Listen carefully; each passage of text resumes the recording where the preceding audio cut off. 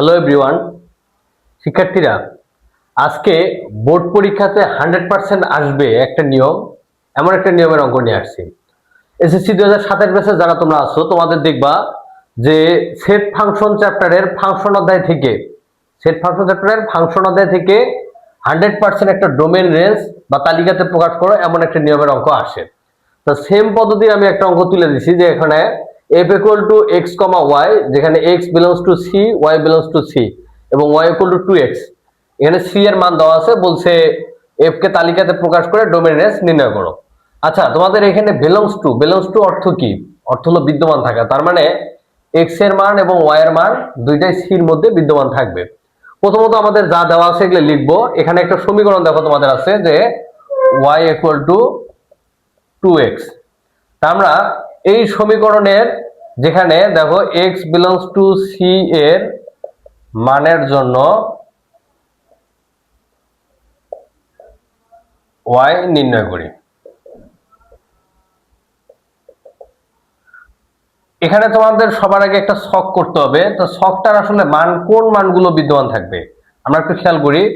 এখানে x, y আমাদের মান যেহেতু এখানে আছে, দেওয়া আছে হলো সি এর তালিকা পদ্ধতিতে উপাদান দেওয়া আছে হলো 5টা, তাই আমরা 5টা ঘর নেব।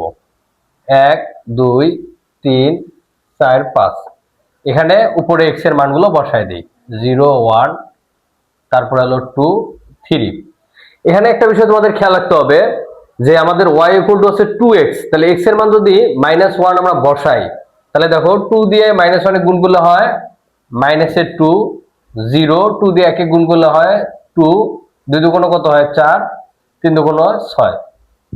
আমাদের এখানে যে শর্তটা আছে y এর মানটা c তে বিদ্যমান থাকতে হবে। এখানে y এর মান যেগুলো আছে সেগুলো আমাদের এখানে দেখো তো কোন মানগুলো c তে আছে আর কোনটা মান c তে নেই। -2 আমাদের c তে নেই, 0 আছে, 2 আছে, 4 এবং 6 c এর মধ্যে বিদ্যমান নেই। তাহলে আমরা লিখবো যে যেহেতু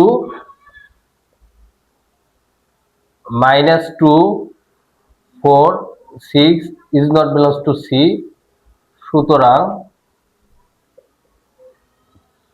-1, -2, 2, 4 এবং 3, 6 is not belongs to f।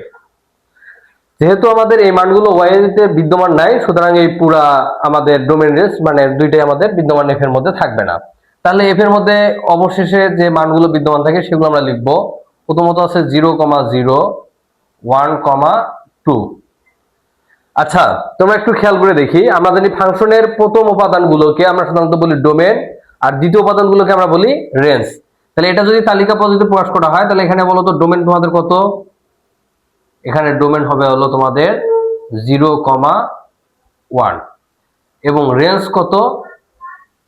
Range হলো 0, 2।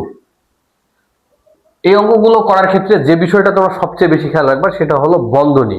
আমাদের মাথায় রাখতে হবে তালিকা পদ্ধতিতে যখন প্রকাশ করব আমাদের মানগুলা, তখন আমরা দ্বিতীয় বন্ধনীর ভেতর প্রথম বন্ধনী ইউজ করব। তাই এই নিয়মের তোমাদের 1.2 অধ্যায়টা আমাদের আছে, 2.2 অধ্যায়টা যে আছে, এই অধ্যায়ে দেখবা যে ফাংশনের ক্ষেত্রে এই নিয়মের অঙ্কটা 100% বোর্ড পরীক্ষাতে আসবে ইনশাআল্লাহ।